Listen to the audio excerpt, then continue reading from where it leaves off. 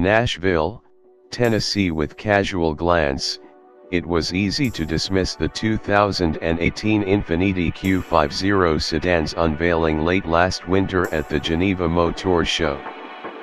But mid-cycle refreshes are important, especially in the highly competitive BMW 3 Series segment, which nevertheless is shrinking due to the growth of premium/luxury SUVs. Visually, the 2018 model year facelift for the Q50 is pretty subtle. Introduced in 2014 and first updated for the 16 model year, exterior clues are relegated to new front and rear fascias, new wheels, and new trim level designations. Aside from our test car, a twin-turbo V6 powered Red Sport 400. Infiniti also has upgraded the interior with a new stitched instrument panel, new steering wheel, an Infiniti signature shifter, and upgraded gauge and ambient lighting, with significant differences between the Red Sport 400 and the more quotidian models. There are new semi-autonomous safety features, reduced NVH, and improved vehicle dynamic control.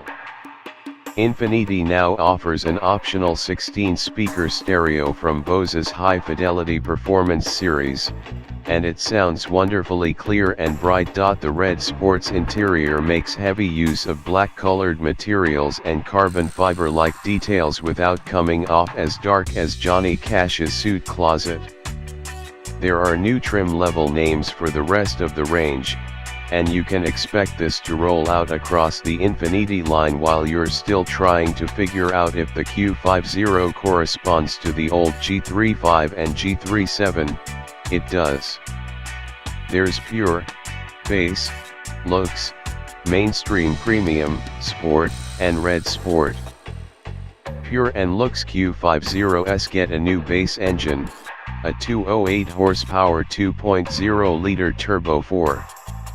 The looks also is available with the newly added 300 horse 3.5-liter twin-turbo V6, or, in the hybrid looks, the 360 net horsepower combination of a 3.5-liter V6 with a 50-kilowatt electric motor.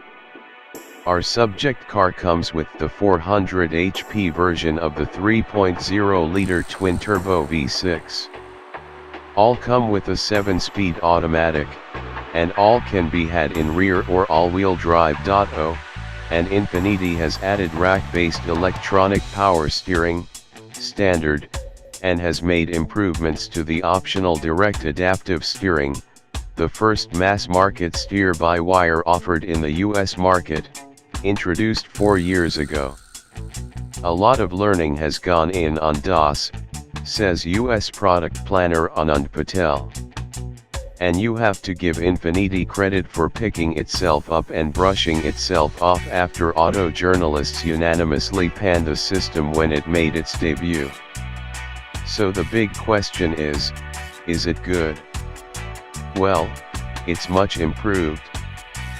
Feel and feedback are okay, and it does point the car where you want it to, though it still feels a bit funny and artificial on center. Like most cars in this category, switching the vehicle dynamic control to Sport or Sport Plus adds a bit more weight, while altering the shift points.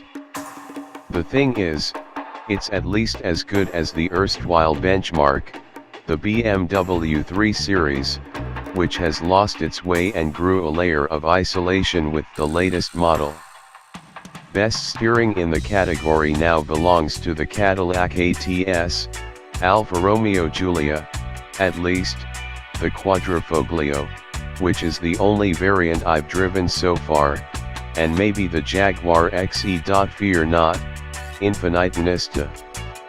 Improvement is the right direction, and anyway, you can forego DOHC in favor of a conventional electric power steering with the electronics mounted on the steering rack, as noted above.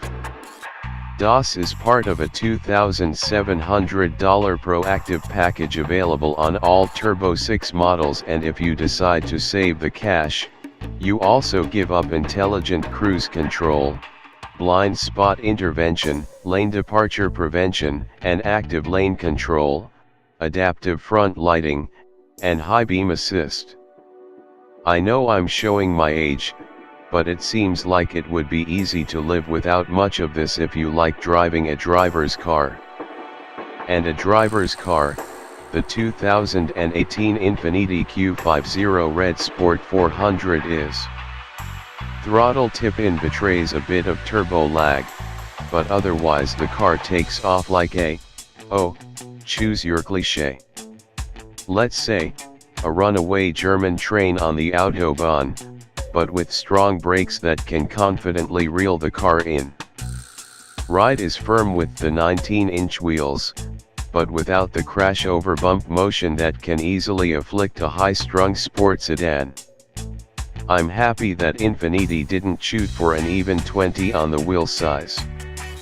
Body roll and understeer are minimal, at least as far as I could tell on S-infested roads outside of Nashville, including the Great Smoky Mountains National Park.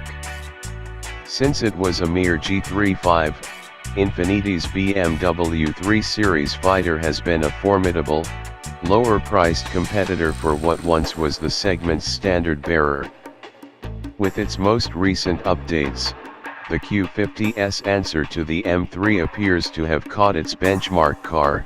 A longer, more intensive drive is needed to make a more definitive assessment. Keep working on the direct adaptive steering, Infiniti, and you can catch the segment's new leaders.